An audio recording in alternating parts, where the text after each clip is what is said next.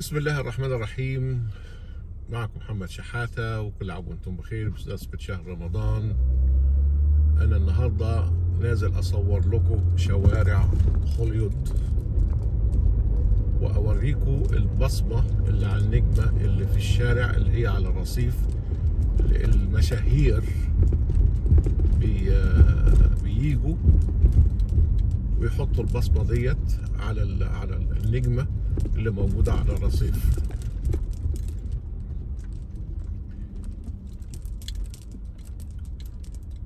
يعني هنا هون في المنطقة بتاعت هوليوود اللي هي المنطقة السياحية. طبعا هوليوود غنية عن التعريف على رأي أخونا محمد هنيدي لما قال جاي لك يا هوليوود يا بنت خالتي راكب حصان. بس احنا المرة دي عفوا راكبين عربية. هنا في سينمات، في محلات اللي هي بتاعت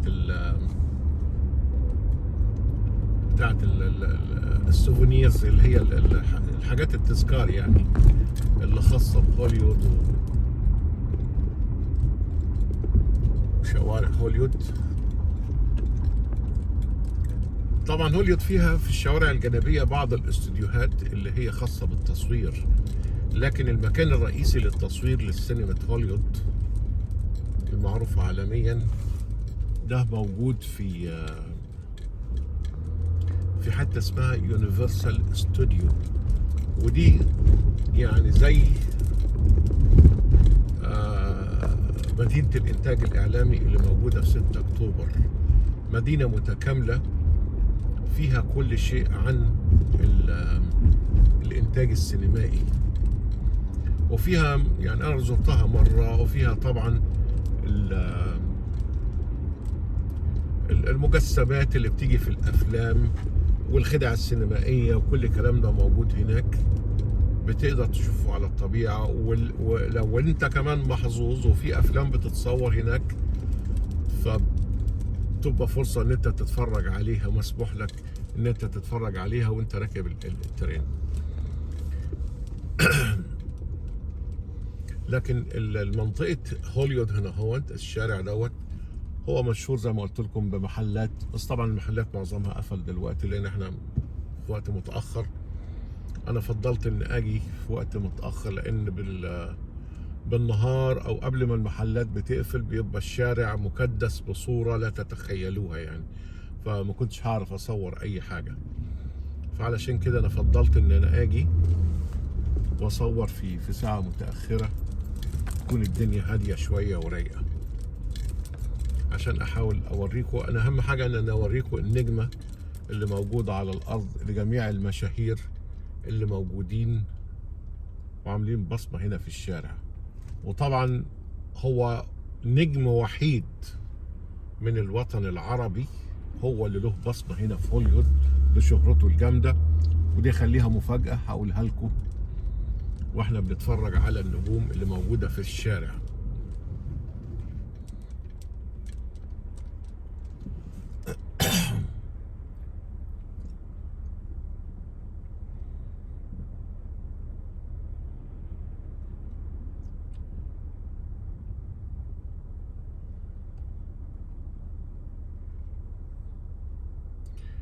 طبعا النهارده انا بصور يوم الاثنين، ويوم الاثنين طبعا تبقى العمليه هاديه جدا بخلاف الويك اند. الويك اند بتلاقي الدنيا يعني متكربسه على الاخر، وكان استحاله اعرف اصور اي حاجه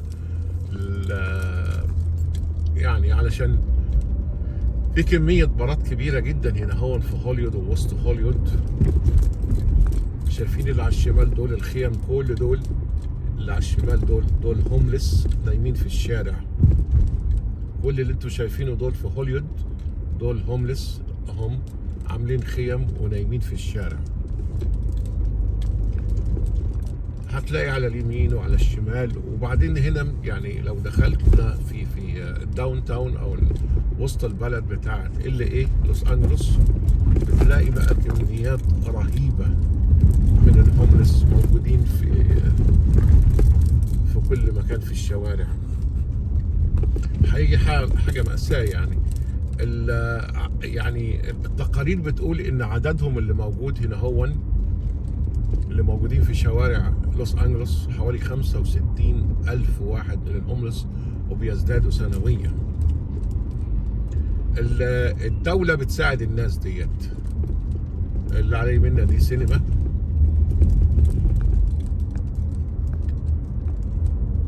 الدولة بتساعد، بتدي إعانات، كوبونات اللي هي الأكل اللي اسمها الABT. بيبقى في مكان ليهم يروحوا فيه إن هم يستحموا ويغيروا أو يعيشوا فيه، بس هم ما بيحبوش يروحوا في الأماكن ديت لأن هي يعني أقدر أقول إن هي فيها التزام في قواعد معينة بيلتزموا بيها، فطبعا يعني هم بيرفضوا هذا الالتزام.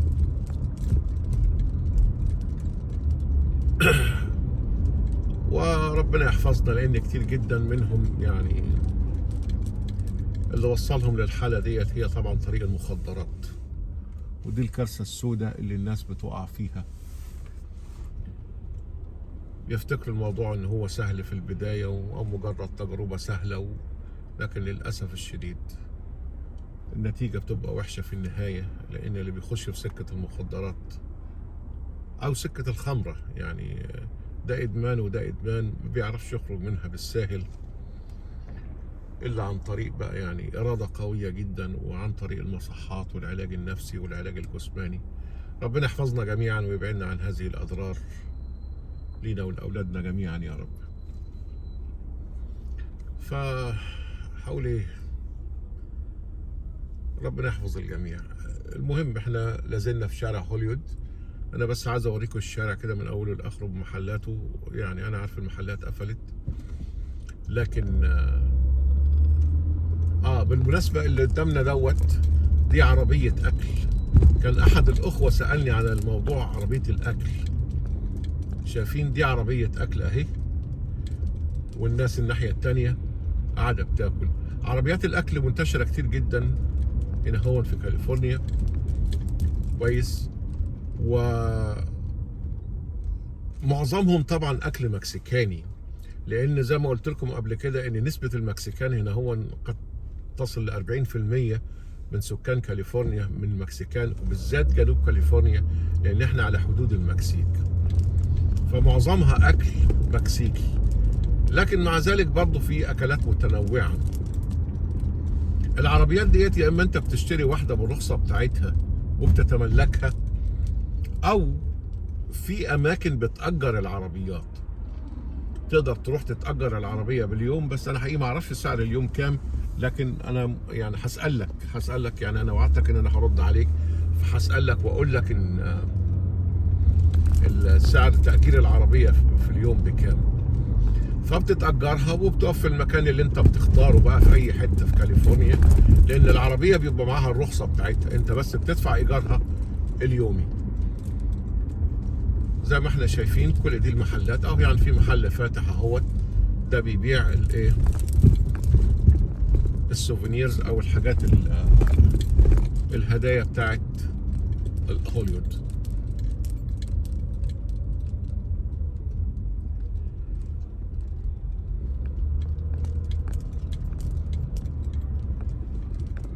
اتمنى تكون الصورة واضحة لكم على الجنبين.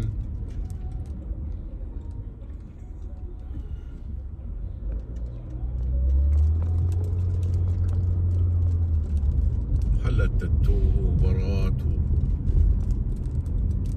وحاجات سوفونيرز يعني تشكيلة من المحلات، لأن المنطقة السياح اللي بيجي كاليفورنيا معظمهم بيحب يجي يتفرج هنا هون ويشوف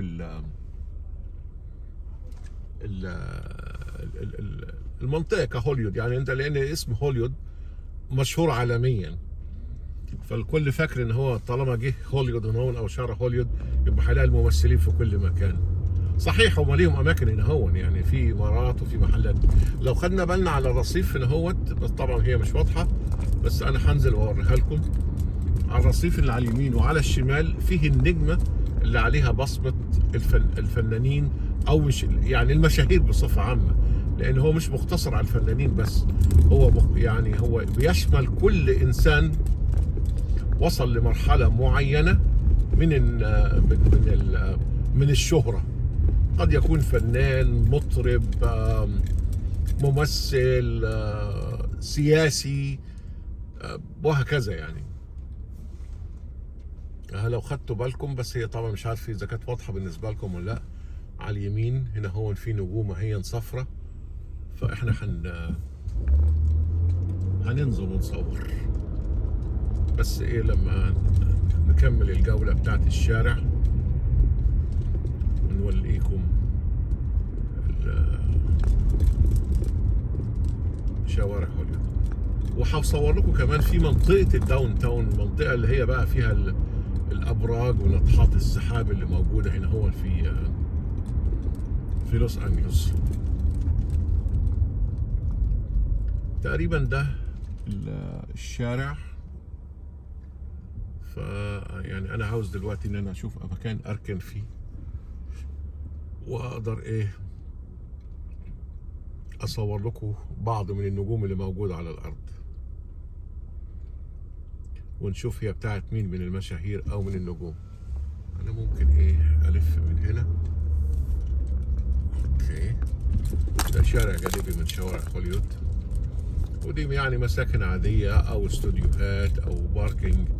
يعني مش زي ما الناس متخيلة ان انت هتمشي هنا هون في هوليوود هتلاقي يعني بقى ايه فنانين على الصفين. هي مجرد مدينة عادية، لا اكثر ولا اقل.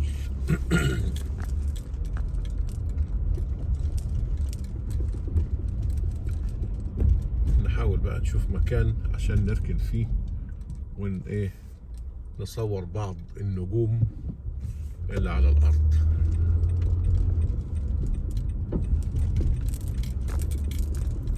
نو باركينج. لو خدتوا بالكم كل دي نجوم اهي، اكيد مش واضحه ليكم، لكن انا ايه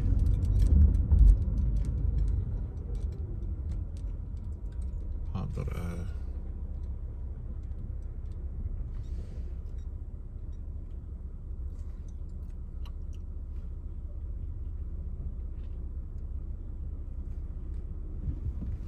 والله احنا ممكن نشوف بس المنطقه.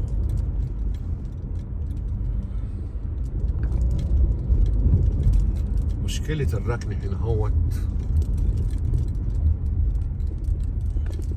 مشكله كبيره جدا، وبتلاقي العربيه على طول بتلف وبتدور. اي واحد راكن في مكان غير مسموح به على طول بياخد التيكت ابو 40-50 دولار. اهي العربيه واقفه على الشمال اهي واقفه على الشمال. لا دي بتاعت المترو ديت، لان هنا هون على ايدك الشمال هنا هون في مترو انفاق. بس مترو الانفاق هنا هون يعني محدود جدا جدا جدا، بخلاف نيويورك. نيويورك المترو الانفاق فيه كبير قوي، لكن هنا في كاليفورنيا ما عشان المسافات كتيرة والفري ويز كبيرة جدا، ف 99% أو 95% من الناس بتستخدم عربياتها. ما حدش بيستخدم وسائل النقل خالص، لأن هي يعني مش هتسعفك بأي شيء.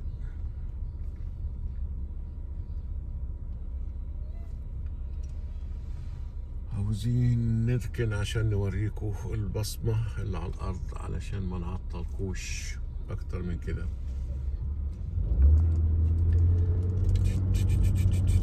بسم الله. يا شوارع هوليوود المتكسرة،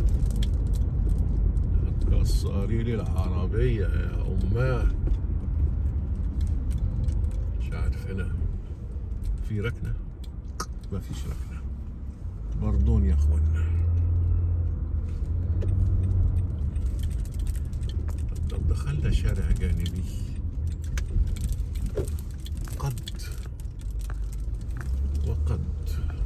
قدك المياس يا عمري. والله في اهو في اماكن بفلوس وماله. خلينا نركن اي مكان هنا بفلوس وننزل نوريكم الدنيا في الشارع على عينك يا تاجر.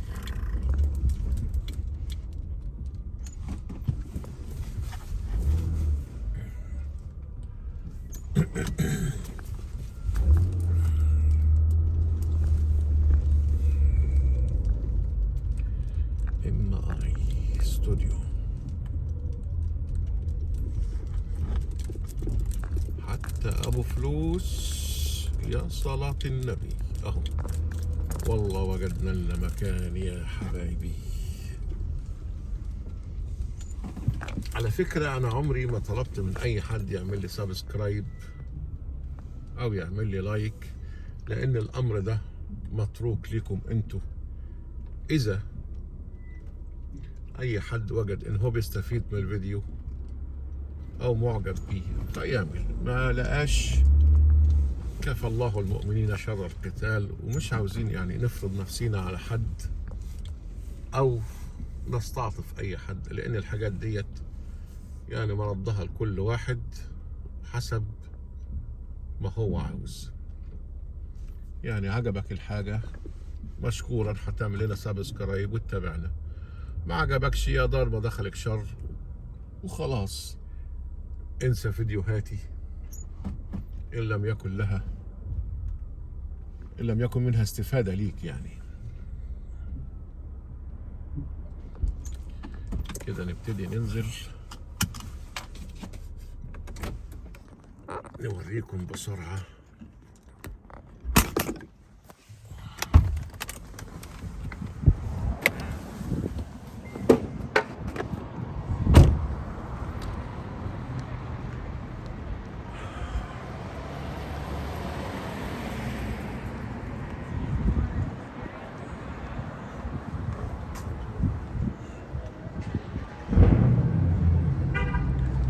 نعدي على الرصيف التاني.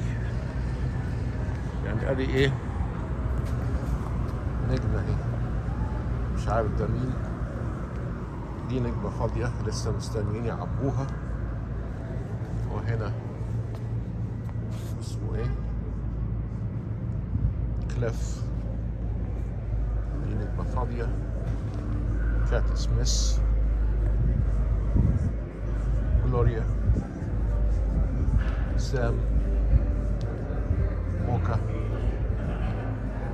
والتر، ريتشارد،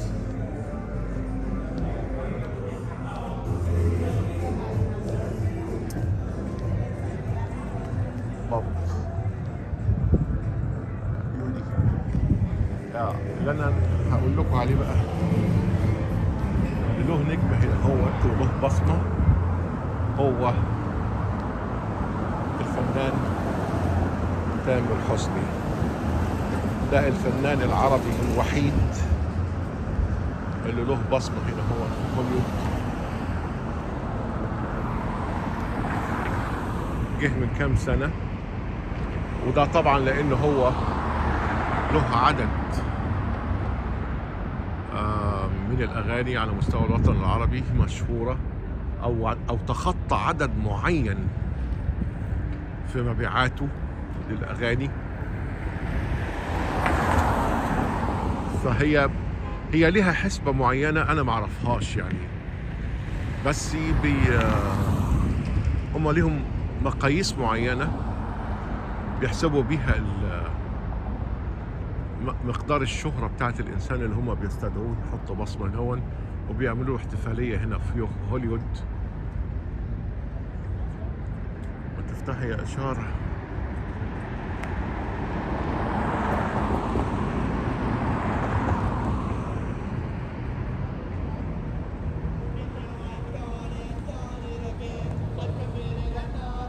طبعا سامعين الشباب والموسيقى الصاخبة.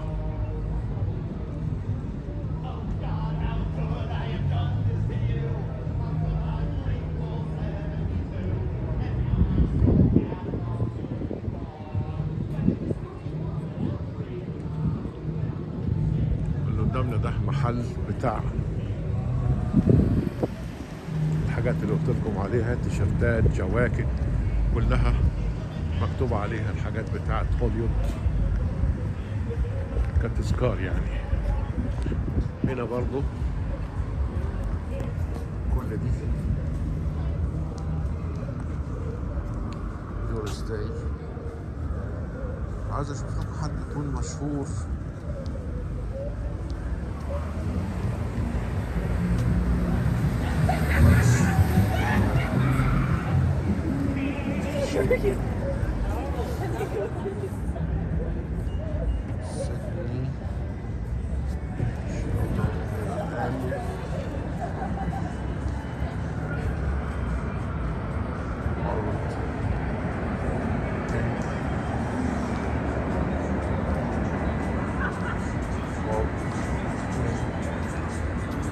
والت ديزني،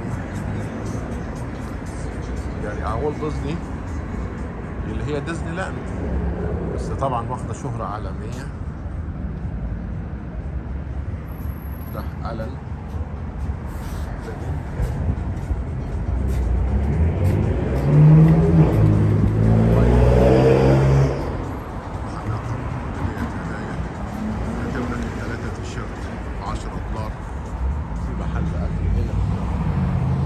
وهكذا يعني. هتلاقي الشارع من اوله لاخره مليان نجوم بالشكل ده. هتلاقي ترامب له نجمه هنا هون. هتلاقي يعني زي ما قلت لكم مشاهير كتيره جدا ليهم. طبعا شايفين الاخ الهوملس اللي جاي دون، ده علامه من علامات المخدرات اللي قلت لكم عليها.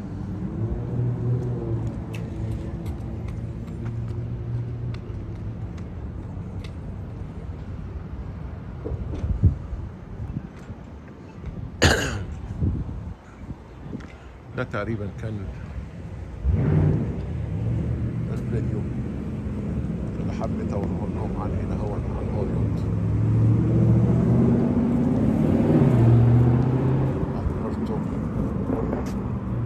ده كان فيديو هوليوود شوارعها. إلى أن نلتقي في فيديو جديد إن شاء الله. ألقاكم إن شاء الله قريبا في فيديو جديد. محمد شهد، السلام عليكم.